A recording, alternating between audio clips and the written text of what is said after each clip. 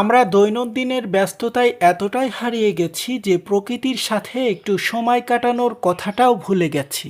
অথচ মানুষের সবচেয়ে বড় শান্তি লুকিয়ে আছে প্রকৃতির মাঝেই। সো বন্ধুরা, চলুন জেনে নেওয়া যাক আজকে প্রকৃতির পুরো আদ্যপ্রান্ত। বিজ্ঞান বলে সবুজের মাঝে মাত্র 10 থেকে 15 মিনিট কাটালেই মন শান্ত হয়, দুশ্চিন্তা কমে যায়। আর ফুলের মাঝে থাকলে মনের ভিতর নিজ থেকেই একটা ভালো লাগা কাজ করে। এই ভালো লাগার খোঁজেই আজ আমরা চলে এসেছি মেহেরপুর জেলার আমঝুপি ফার্মে। চারিদিক জুড়ে সূর্যমুখী ফুল, যেন পুরো মাঠটায় আমাদের দিকে তাকিয়ে হাসতেছে। কি বলবো রে ভাই, হলুদ রঙের এই সৌন্দর্য যেন চোখে নয় মনে গিয়ে লাগে।